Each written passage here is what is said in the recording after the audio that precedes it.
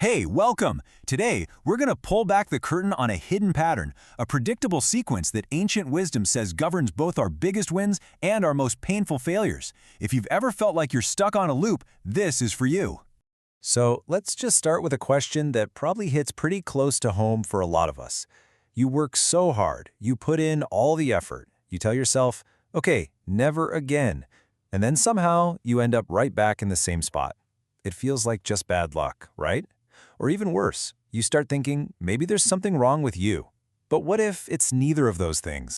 You see, here's the core idea we're going to explore. Failure isn't some random event. It's not a sign of weakness. It's actually a pattern, a predictable process that happens inside our own minds. And the best part? Once you can actually see the pattern, well, that's when you can finally break it. I love this metaphor because it's so true. We only notice the failure when the giant tree comes crashing down. The business finally folds, the relationship ends, the bad habit completely takes over. But the real problem, the real destruction, was happening way before that, deep underground where no one could see it. The roots were rotting out the whole time. So how does this invisible decay actually work? Well, it's not like you just suddenly fall off a cliff. It's more like climbing down a ladder, one rung at a time.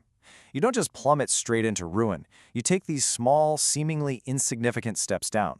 Let's take a look at the map of that descent. All right, here it is, the 8-step ladder to destruction. This is the hidden pattern laid out for us to see. It starts with something as small as a single thought and ends, well, it ends in total destruction. We're going to walk down this ladder together, step by step, so we can see exactly how this chain reaction works. It all starts right here, with something that seems totally innocent.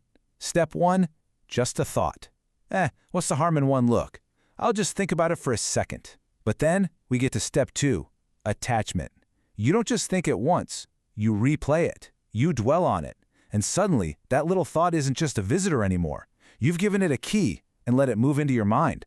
It's become a permanent resident. And watch how fast this escalates. That little attachment from step 2 quickly morphs into this deep craving, a powerful desire. Now your happiness literally depends on getting that thing. So what happens when you can't have it, or when something or someone gets in your way? Boom. Step 4. That desire instantly flips into anger. It's not a slow burn, it's a chemical reaction. Now, once anger is in the driver's seat, you hit step 5, delusion. You're basically blind, you can't tell right from wrong anymore, you're just acting. And this leads right to step 6, which is a kind of loss of memory. Now, we're not talking about forgetting where you put your keys. We're talking about forgetting who you are. You forget your values, your goals, all the hard lessons you've learned. It all just vanishes. And from there, it's a straight shot down to the last 2 rungs. At step 7, your intellect, your booty, your ability to think clearly and make good decisions is just gone. You're not in control anymore. You're just a puppet of your impulses.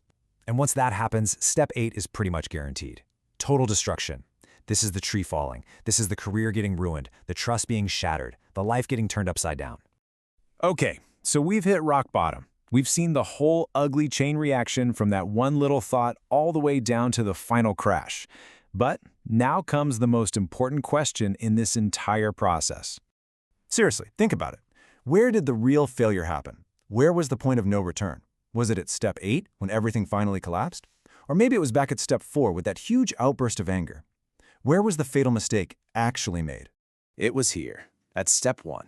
The entire 8-step catastrophe was basically locked in the moment you chose to entertain that first, harmless little thought. The game was over before it even felt like it had begun.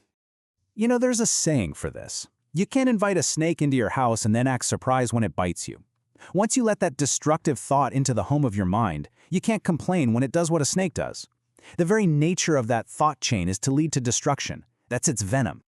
Now, I know this might sound a little bleak, but it's actually the most empowering idea in the world, because it means the real fight isn't where you thought it was. It's time to stop trying to manage the disaster and start playing a totally new role. Think about it this way. We spend so much energy trying to fight the raging forest fire at step 8. We're trying to control our anger at step 4, trying to repair the damage at the very end.